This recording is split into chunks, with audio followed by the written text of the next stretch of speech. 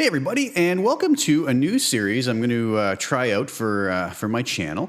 I had put a message on Facebook the other day asking how many folks might be interested in watching me kind of do a guitar solo analysis of some of the guitar solo cover videos I've done.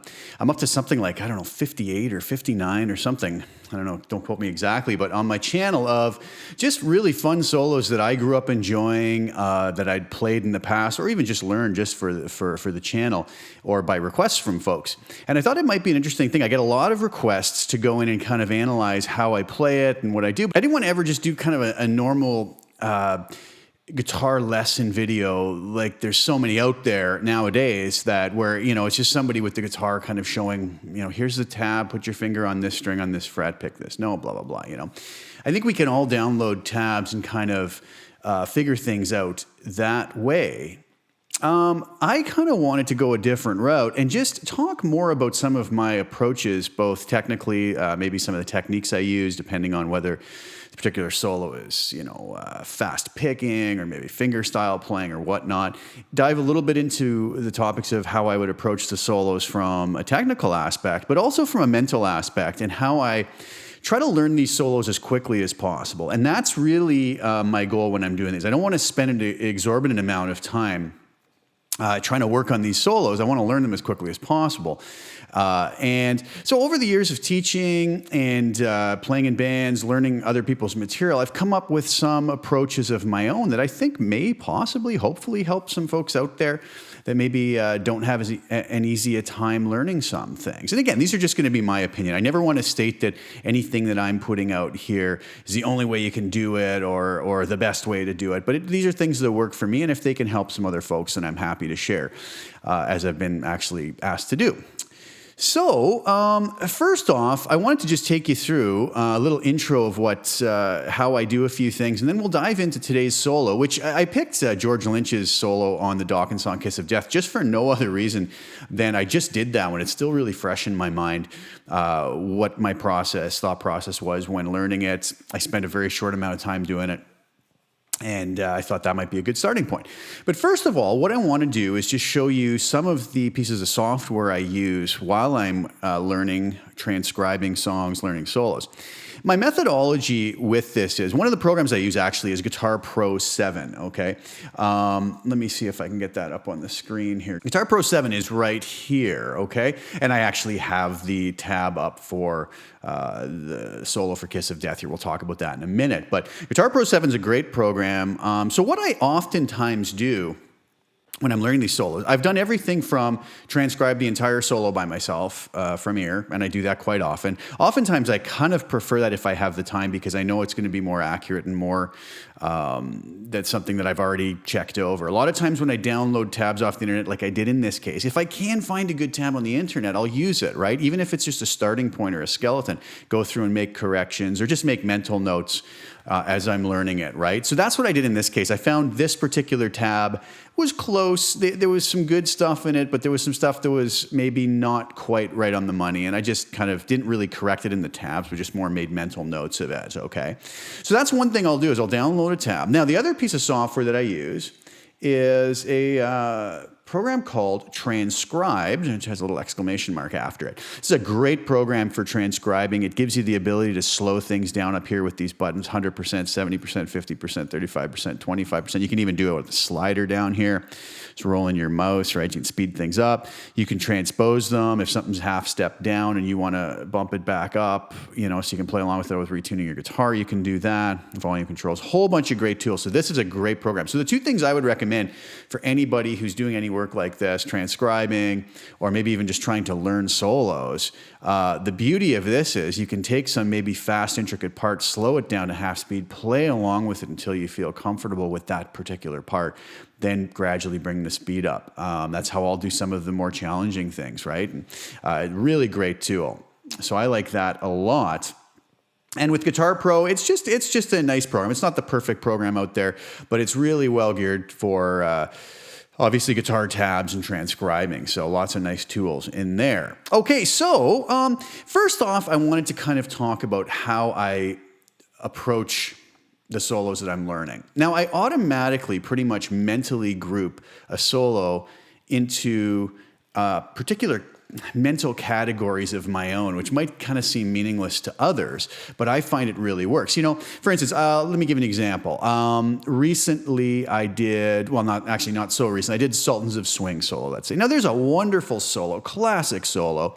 Nothing too crazy over the top as far as speed or technique, but some interesting challenges. Mark Knopfler plays with his fingers, and to really have that sound correct, you almost pretty much have to do that. So there's that challenge. But as far as the notes go, that seems to me like it's an improvised solo. Mark probably wouldn't play it precisely note for note every time he plays it. He kind of takes the ideas and outlines it, right?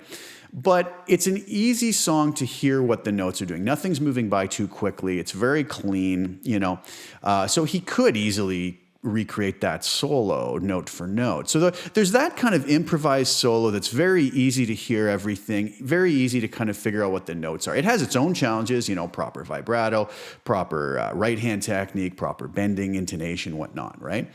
Then there's the solos that are more, you can tell they're just composed, What's the one that I did recently? Nuno Betancourt's Play With Me by Extreme. You can kind of tell that solo, he's going to play that most likely the same every single night when he plays, simply because it's very, like I said, it's sort of preconceived. It's been composed, right? He's playing these arpeggio patterns and very specific rhythmic groupings over top of the chord changes, and it matches beautifully, So it's one of those solos where, although it's very fast and technical, we can still pretty much recreate it almost note perfect because it was almost preconceived as far as my opinion goes on it. Then there's more like what I'm dealing with today, something like George Lynch's playing, especially on this song Kiss of Death, where parts of it are very easy to hear what he played precisely, some of the slower, more melodic phrases. But then there's some parts that he just does some licks that are just blazing fast. As you can tell, he just kind of, dug in and went for it and played something. And he would very likely, I think, not ever play this exactly the same way twice, right? So there's that group of solos where it's kind of more just fly by the seat of your pants, aggressive. There's not any necessarily defined grouping of notes. It's kind of all over the place, and it's kind of just, go for it type of playing. So it's important to talk about that because it really affects my approach when I'm learning the solo, right? So something like this, I kind of go into it with the preconceived idea that there is no way on earth I am going to learn this precisely like George Lynch played it. But I want to do something close enough that I'm going to be able to fool the listener into thinking they're hearing the original solo, if that makes any sense. Sounds pretty disingenuous, I guess, now that I say it out loud. But I mean, I don't think George would ever play the solo the same way twice, so why should anybody else try to, right? We can listen to the original recording if we need to hear that. But having said that, there are some methods we can use in these kind of more haphazard type of solos that we can get it close enough so that nobody's really probably going to complain about it, okay? So that's kind of a few words about how I approach different solos. But today, let's dive into Kiss of Death. So here's what I ended up with. Never having played this solo before. I've listened to the song many times, enjoy the song immensely, enjoyed George Lynch's playing immensely. What I love about it is that fire in his playing, right? It's almost like you just don't know what's coming next, even if he's playing a solo that you've heard him play before live, he's just kind of like going to always make it exciting and great aggressive tone.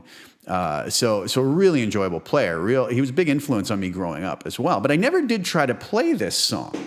So let's take a look at the solo here. Well, it starts off here with the unison bend. There's a little 16th note, or as it's transcribed here, phrase, a little bit of a melodic idea here, some more fast stuff. Now, here's the problem. What I find is most folks, I don't know if I hope you guys can see this on the screen. Let me zoom in a little bit to it.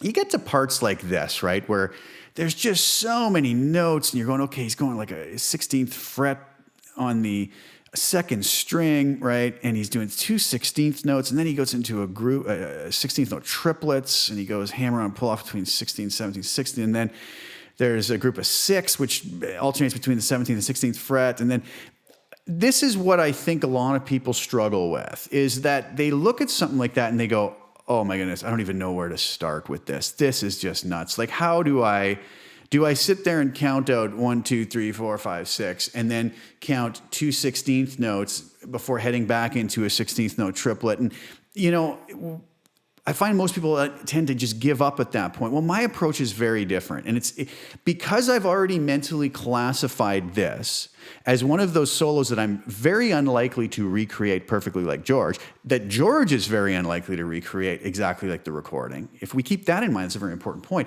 I want to come up with a way to be able to just recreate a reasonable facsimile of this that most players are going to be happy hearing. Go, wow, that sounds like a good copy of the Kiss of Death solo, right?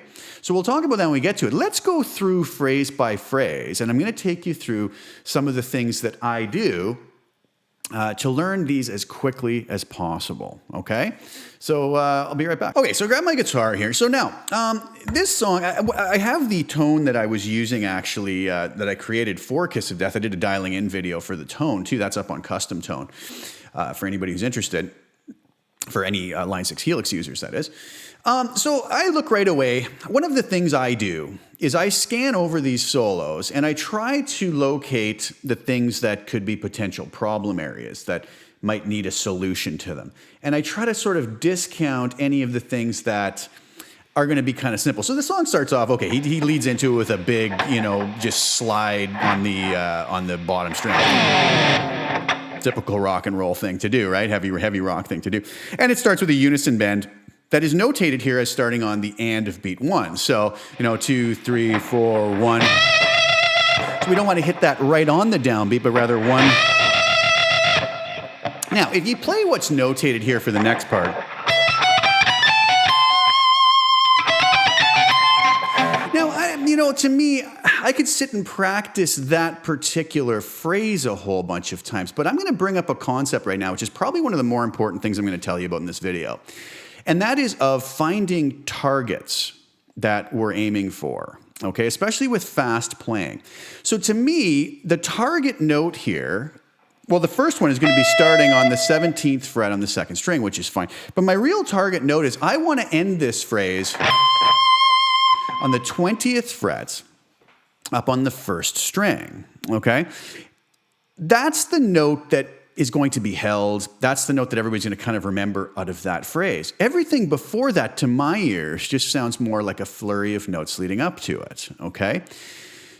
So what about these notes? If you say, well, if I'm not going to play exactly what was transcribed here, and I never really even bothered to check if this was completely accurate. I just listened and went, I kind of hear a flurry of notes leading into this at a particular moment in time within the rhythmic structure, right? So if I can nail that last note on the proper beat within the measure, I'm probably going to be able to get away with a lot before that isn't exactly what George played, but something similar. So before anything, though, the rhythmic structure, sorry, not the rhythmic structure, but the harmonic structure of what we're playing over top of, the rhythm is this.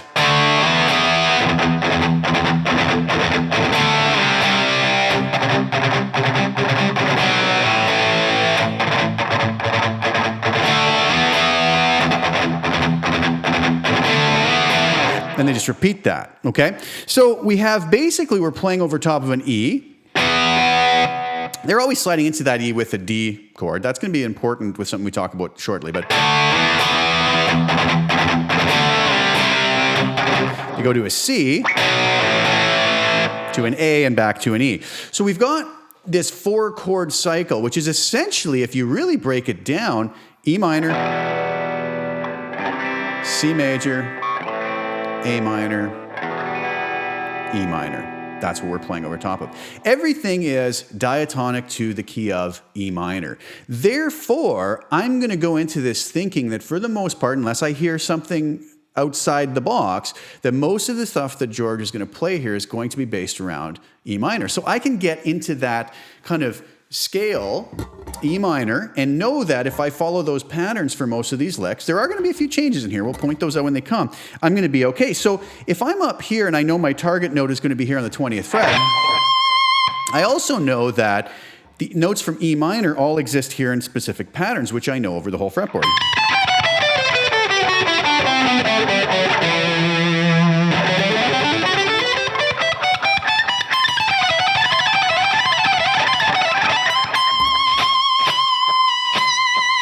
So I can create a phrase leading into that target note, right? So I want to land here. So I can just come up and go, okay, I'm going to work around these notes here. So I don't know what I just played. I don't care what I just played. It worked, and it's going to work within the context of a busy mix, right? With a fairly distorted tone as well. So I think, I just kind of did something slowly like this.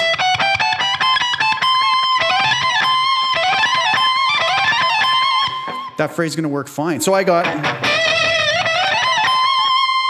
Okay. And then he leads into a more melodic idea. I've nailed my target, right? Target note here at the 20th fret.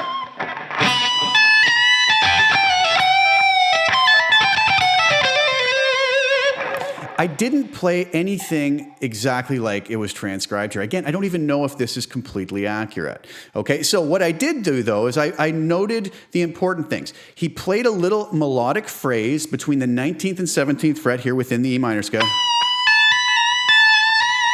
And he played a little bit around with his bar, his tremolo bar, doing some dips.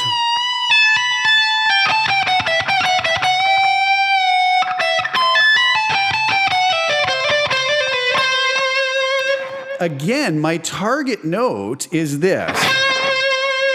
If I can land on the 17th fret on the 3rd string when I need to, right? So I had my... Actually, the target note before that would even be that bend at the 19th fret, right?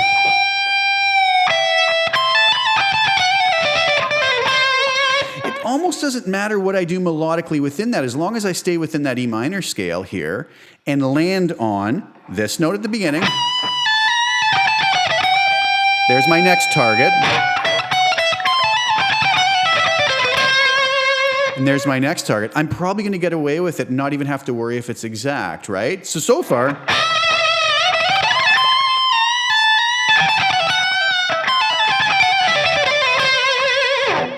Okay, and is that what George played? No, probably not. But in the context of the mix, playing that, it's going to be fine. I'm really not going to spend any more time worrying about that. That's my take on these things. Other people will probably even, get upset with me with that. No, you didn't play it right. And that's fine. I mean, that's perfectly fine. And I'd be very impressed for somebody to go in, figure out note for note what George did here and recreate it. It would be a very impressive thing. I just I don't have the patience for that, maybe is what it is. It's probably a downfall for me. But I think with what I did there, you're going to have a good, reasonable facsimile of it. And you can hear my performance of this. I have it up on my channel at 1 or 2 videos ago. I put it out on the weekend, where you hear me playing this solo much in the manner that I'm showing it to you right now, okay?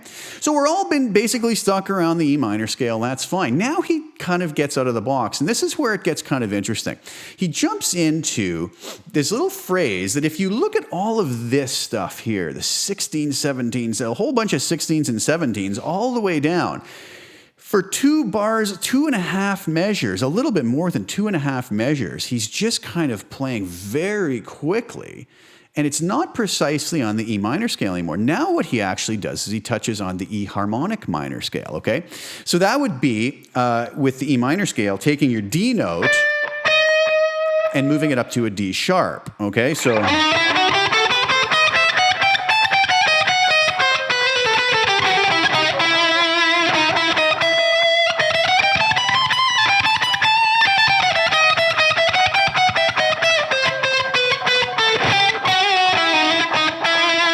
Okay, so that would be more of an E harmonic minor. Now, the weird thing about that is in the rhythm guitar, they're always playing around a D chord before that E.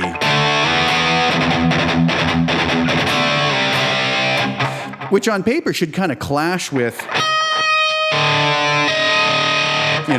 hearing the D and the D sharp together. But because he's using it almost in a sense more as a passing tone, right?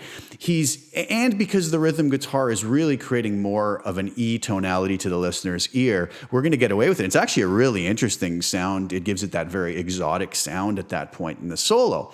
But how do we handle all this nonsense of going, oh my goodness, look at all these 16s and 17s. Am I going to sit there and actually go, 1, 2, 3, 1, 2, 3, 1, 2, 3, 1, 2, 1, 2, 3, 1, 2, 1, 2. This is going to drive me out of my mind if I had to try to recreate that. And I'm also assuming that this is even correct, right? So I got to come up with a different approach. Okay, let's use targets again. I notice that we're starting here. He kind of does a quick little flurry between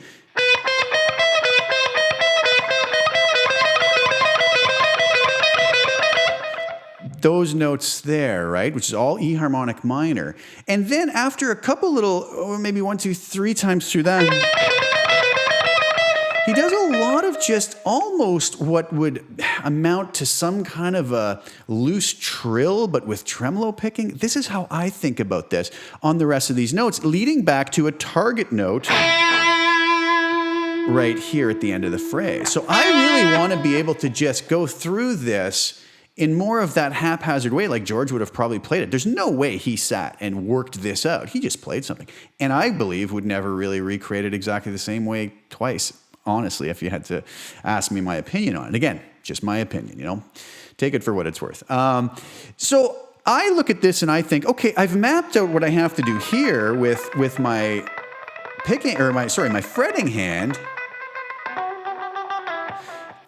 This hand is going to basically just be more of like, let's get a tremolo picking thing going here, right? So if I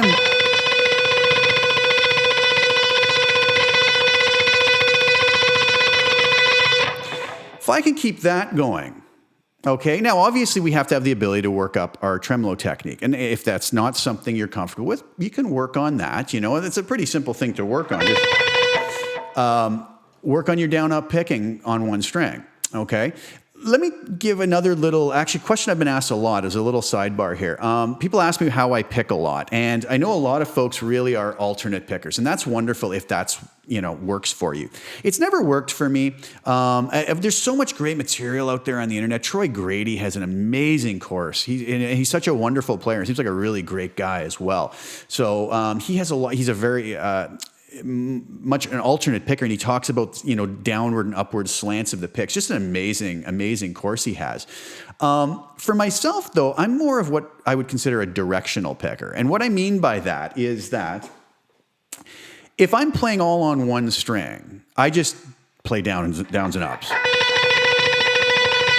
But as soon as I change strings, I just simply pick in whatever direction I'm changing strings in. Some people will call it a sweep, but it's not really a sweep, because sometimes I could end on this string with an upstroke, but I'm still going to hit a downstroke on the next string because it's a downward motion. So that's not really a sweep. Economy picking is more like where you're always organizing things so you're always sweeping through the strings, if that makes any sense. So I'm more of a directional picker. Basically, it means if I'm on one string, for the most part, when I'm playing quickly, I'm going to just pick downs and ups, and then I'm going to change strings in whatever direction, with the pick stroke of whatever direction I'm moving in. So if I'm changing strings down, I pick down. If I'm changing strings up, I pick up, okay? So we can work on, for a part like this, our tremolo picking. So those first little moves between the third and second strings, I'm still going to think kind of tremolo picking, right?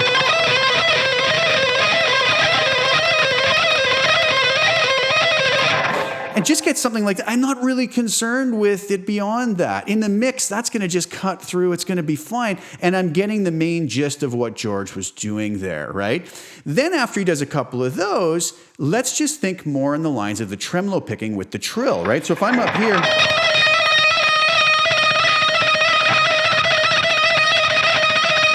not really trying to define any particular rhythm. I'm just picking, kind of going crazy with the pick and deciding by feel when I'm going to pop that second finger down on the 17th fret. And then I just simply move that down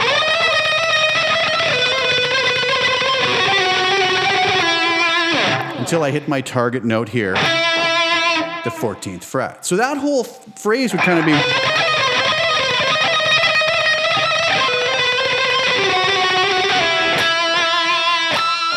And if you can sneak a pinch harmonic out of that, I think it would be very George Lynch-like. So that's what I would do with that. And you know what? I can look at that and instantly kind of mentally categorize that in the way I just described to you.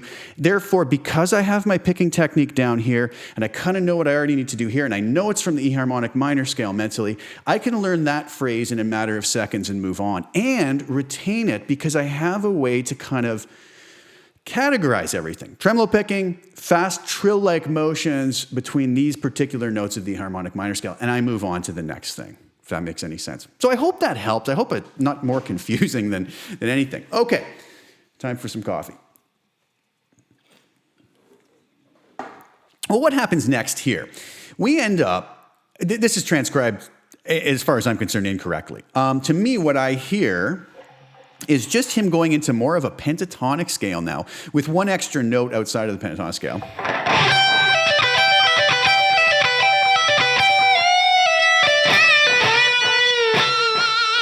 And that's the phrase. That's really not going to be, crazy difficult. I'd play that once and move on and just say, okay, I get that. It's a pentatonic.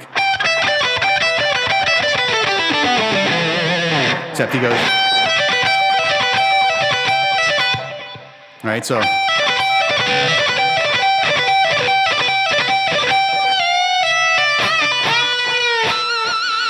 A little dip with the bar. This F sharp note is actually back from the minor scale.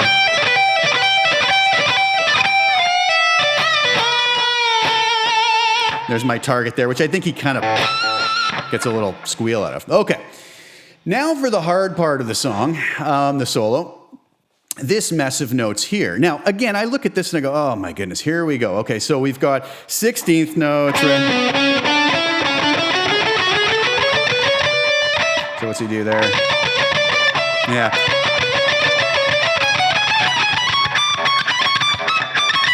It just becomes this crazy mess of, we have some 16ths, we have some groups, 16th note triplets, groups of 6. Then we're into 32nd notes, back to groups of 6. My head's going to explode if I've got to sit there and work this out, precisely what they have transcribed. And again, assuming it's even correct, right? So that's the other assumption. What I do know about this, though, again, let's talk targets, right? I'm starting down here on the 14th fret on the F sharp note on the E string. And I look at this pattern, and instantly what I see is he's just climbing up an E minor scale, starting on the note F sharp, okay? So the pattern would be this.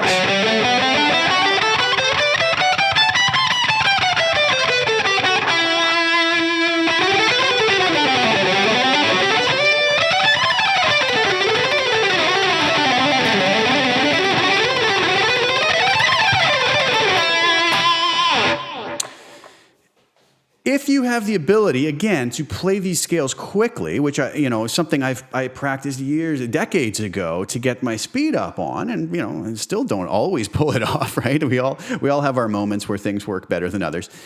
I'm going to simply look at a group of targets again here. I'm starting here, and I know that if you notice, I want to end up after 2 bars of very fast ascending playing through that scale.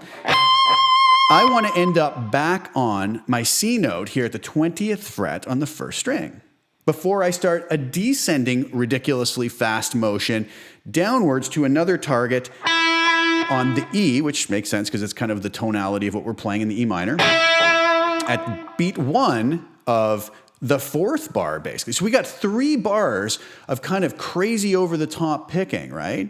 So what I'm going to want to do is get some sort of grouping of notes in here, starting here, ending here at the appropriate beat, and honestly, in my opinion, everything else that goes on between that as far as note selection is rather unimportant. It's going to work if we play it quickly, cleanly, land on our targets in the right spot. I'm not going to sit here and worry about groups of 6s, triplets, 16th notes, 32nd notes. What exact notes am I going to do? So I could take something like that and just kind of...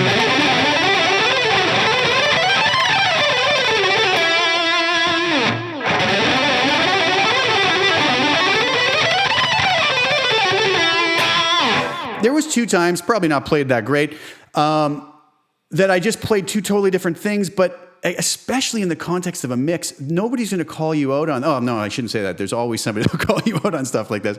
But nobody should really call you on it because it's going to be a reasonable facsimile of what George played. And like I said, George is very unlikely going to do this same thing that he did the first time on the record, right? So really then, like I said, what you'd want to practice here is come up with some sort of grouping of...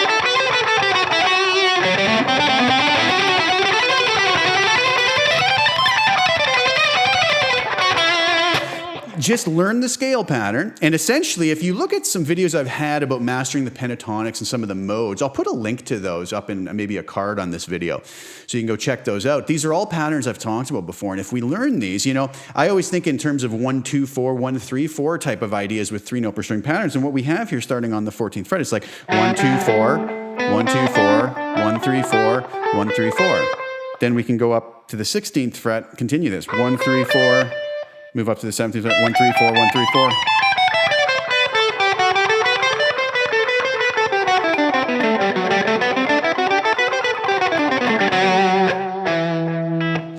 And whatever you do with those notes in there,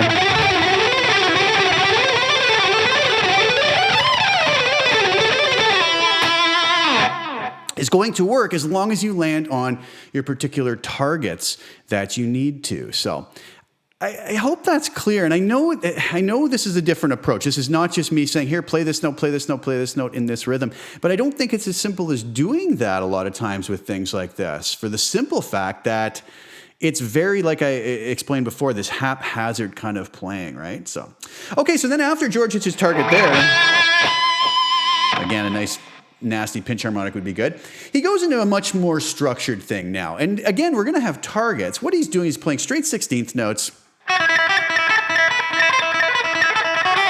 Right? So we're basically playing a note on the first string. Again, climbing up the E minor scale just kind of horizontally across a string, right? So he's going to have targets. Every fretted note is going to be on a beat. 1.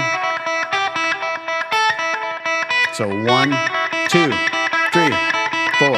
1, 2, 3. And that's a little off at the end, but you get the idea. So it's basically a fretted note followed by 3 open strings. But again, if you think about just kind of picking in that 1, 2, 3, 4, 1, 2, 3, 4, 1, 2, 3, 4.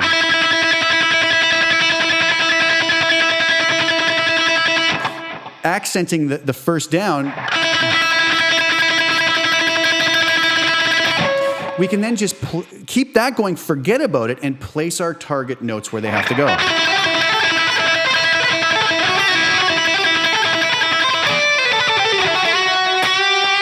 Okay?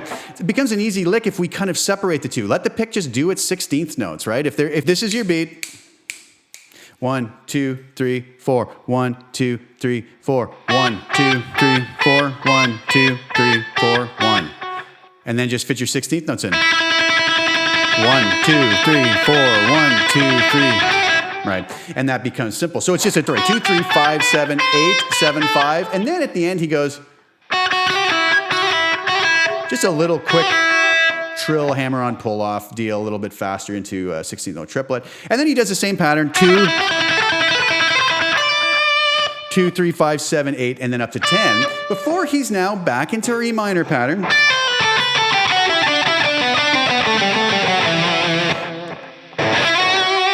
He just does a little run, which again, I don't really care exactly what the notes are that he played. It's more about my targets. He's starting here and ending here on the downbeat of the next measure. And I get a little bend from the F sharp up to the G. So again, that would be...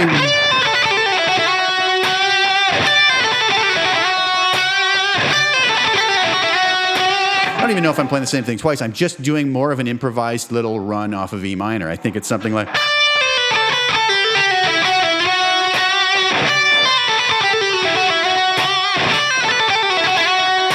So,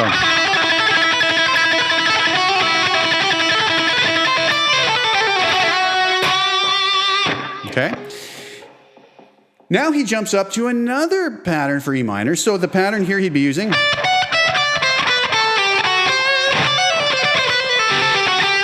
which comes from our E minor scale again.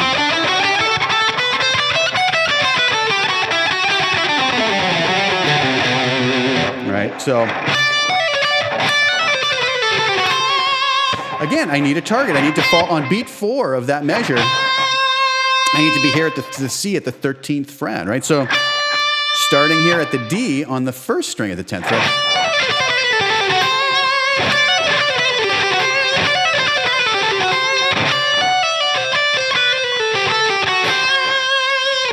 And whatever happens kind of in between there,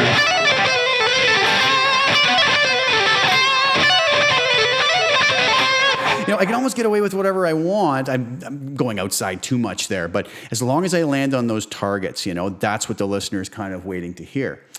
Now, this last phrase here I listened to, and it almost to me, George, it has a bit of a sloppy nature to it. And I always find that funny to try to recreate, right? Because you don't want to, sorry about that, don't want to recreate sloppiness if you can at all help it. But what I found here is I found what the general tonality was. And what George did in this solo, he kind of created something based around a diminished tonality.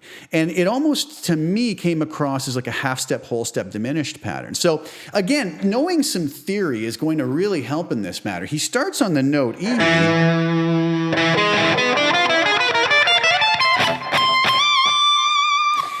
And if we understand what a diminished arpeggio is, something that Yngwie Malmsteen's known a lot for, a diminished seventh arpeggio is a really neat pattern. It's almost like a stair-step pattern on the guitar, right? Starting on the 10th fret on the D.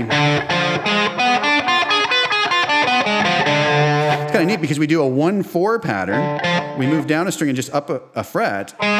Continue that up another fret, up another fret.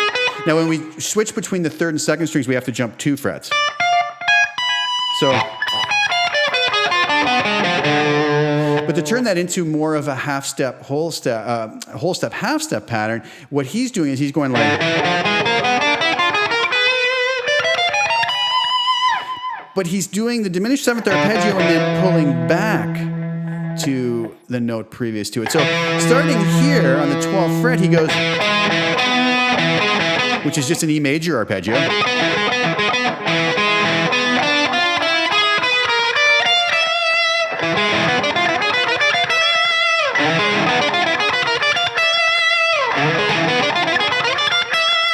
And at that point, to continue that pattern would be here. But I kind of decided against that. The target note is up here at the 19th fret and 20th fret. So the phrase I kind of improvised over this or created to recreate this part would go like this.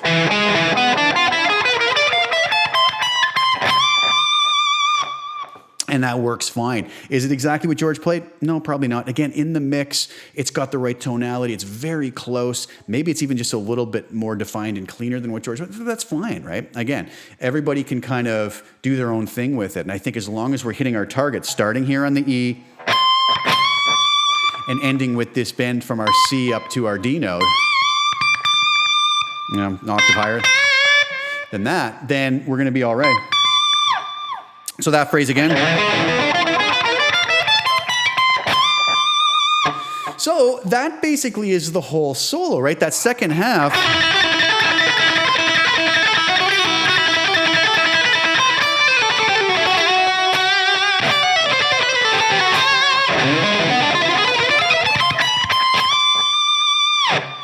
Right? And the other stuff.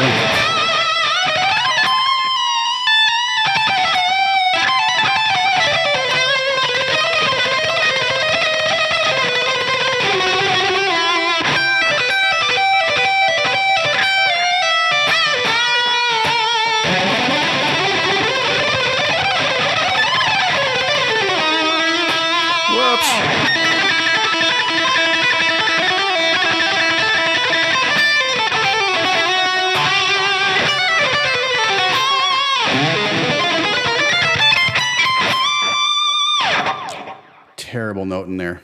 Awful. I'm embarrassed. No, sorry. That's the general gist of it. And so you can see how I was able to internalize that through those steps that I was taking. Making mental notes of, okay, I know what my tonality is. I'm in E minor. I do know he's going to go to an E harmonic minor at some point. I know he's going to kind of go through a diminished feel with kind of a whole step, half step diminished scale pattern that he can go up. And a little pentatonic idea, and I know what my target notes are, right? So I know that right off the bat I have that unison bend, and then there's going to be a target note here, right? And then there's going to be one that I land on here, and then the little trill target note there, right? Pentatonic idea.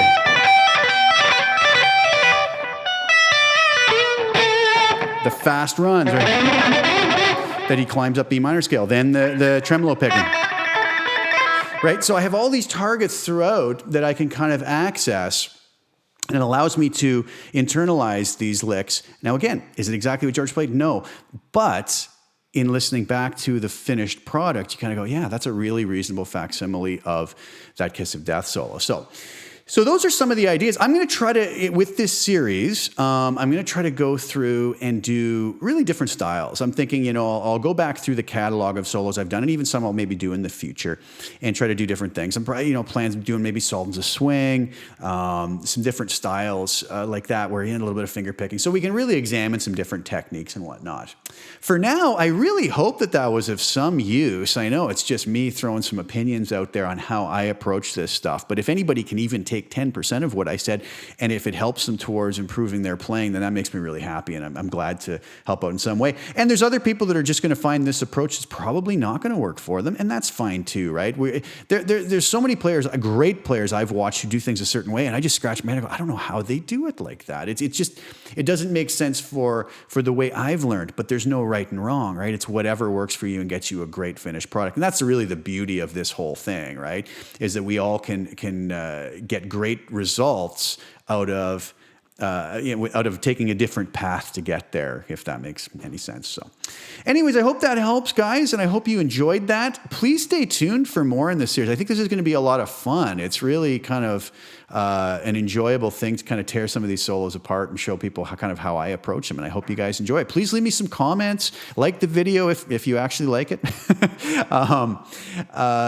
Subscribe to the channel if you haven't, share it. I really appreciate everybody's support and kind words. And even leave me some requests for solos you might want to see. I can't promise I'll get to them all. I've got quite a bit on my plate right now, but I'll do my best. And so I'll be back soon with some more content like this. And like I said, I really hope you guys enjoyed. Thank you so much for tuning in. This was a little bit long, but I really appreciate you guys sticking with me. And we'll talk again real soon. Thanks.